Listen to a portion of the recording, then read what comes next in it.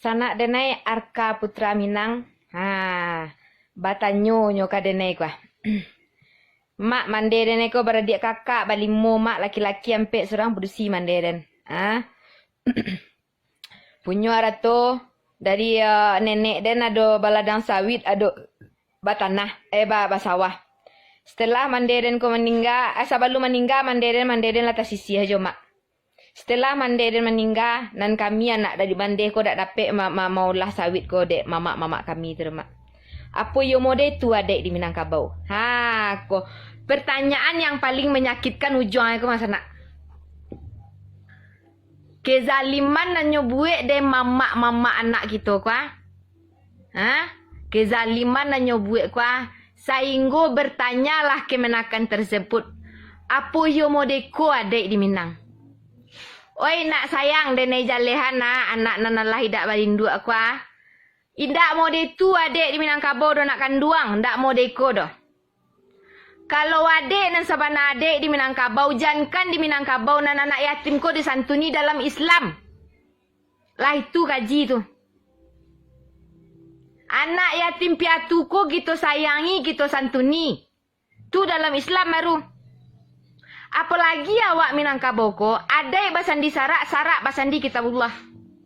Lah jalena. Ado hak anak di situ.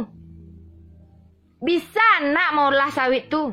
Bisa sanak maulah sawah tu. Cuman kini basobo jo mamak nan dak bautak nan dak babanak kampu kaki nama rumah. Dak ada le taluk paku kacang balimbiang tampuruang lenggang-lenggangkan. Bawa ke kinci ke seruaso. Anak di pangku kemanakan di bimbiang. Dak ada basobok le doh. Bago den kecen betu. Kalau you lah dak tahu dak ada le katenggang kemanakan ke mamak le ta pangku jo kemanakan le doh. Le ta bimbiang jo kemanakan le doh. Jadi kini lah anak esrenya tantuinya ko nak kemanakan ne dak.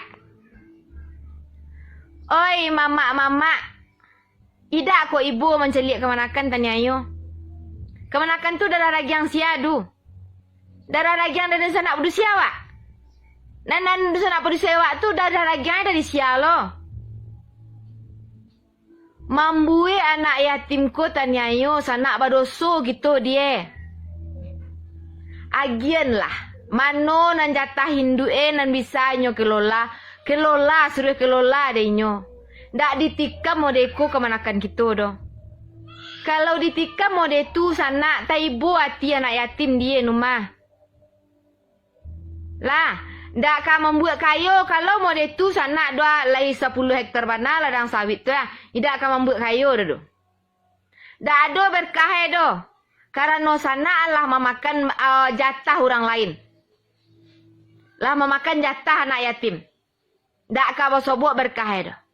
Jadi sebelum talambe le sana, sebelum taibu hati bana kemanakan ko lai. Kalau lah taibu bana hati kemanakan ko wako capek balien balhe de tanallah wako.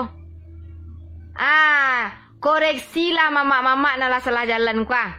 Mana jatah kemanakan awak agen ke kemanakan.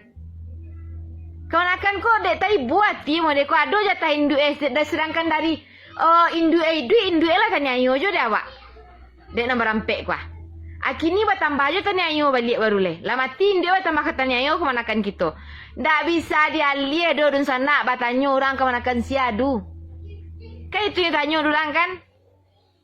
Nak rusak namo dun sana ayo nah.